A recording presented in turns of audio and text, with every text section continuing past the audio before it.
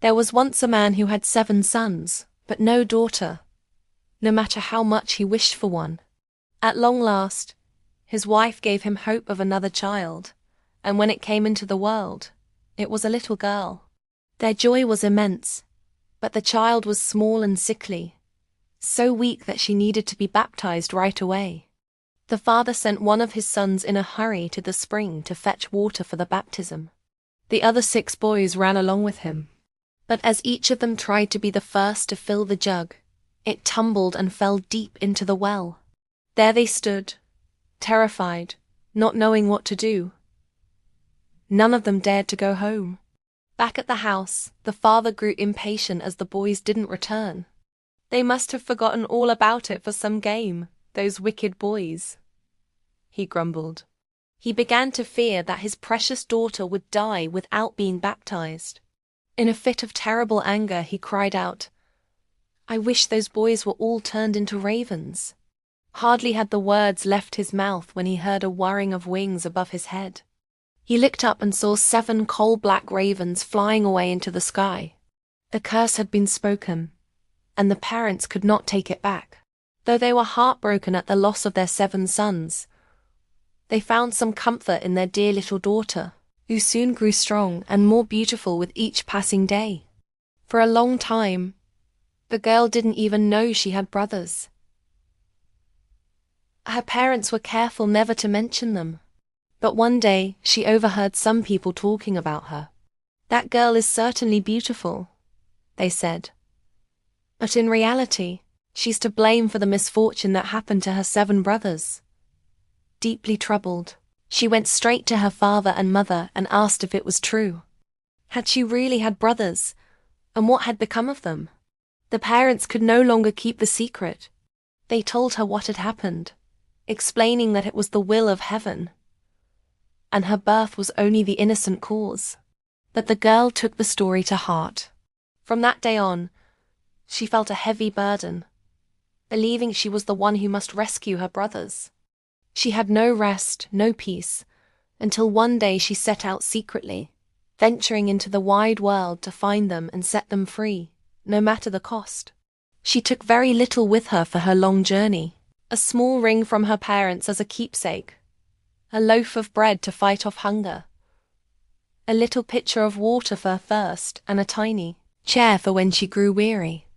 And so, she walked on, far, far away, to the very end of the world.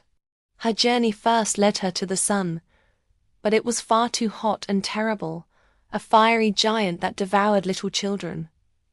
She hastily ran away from its scorching heat. Next, she ran to the moon, but the moon was just as frightening. It was freezing cold, awful and malicious. When it saw the child, it hissed, I smell the flesh of men." Terrified, she quickly fled from the pale, cruel light. She then came to the stars, and they were kind and good to her. Each star sat on its own special little chair.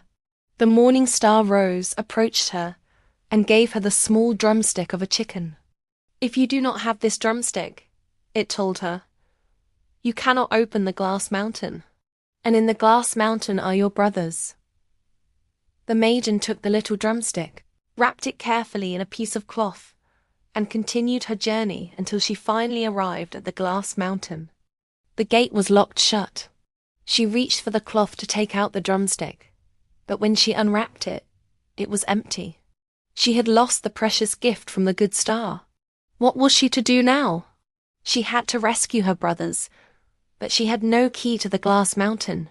The good sister, filled with determination, took a small knife, and with great bravery, cut off one of her own little fingers. She placed her finger in the lock of the great door, and to her relief, it swung open. When she had gone inside, a little dwarf came to meet her. "My child, what are you looking for?" he asked gently.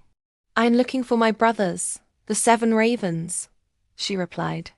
The dwarf said, "The Lord Ravens are not at home, but if you will wait here until they come, please step inside."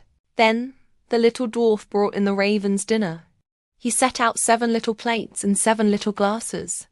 The little sister, wanting to leave a sign for her brothers, ate a tiny morsel from each plate, and from each little glass, she took a tiny sip, but into the very last glass, she let the little ring she had brought from home slip to the bottom.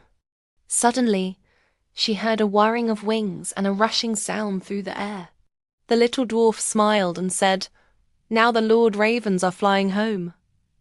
Then they came, ready to eat and drink, and they went to their little plates and glasses. One after the other they cried out, "Who has eaten from my plate?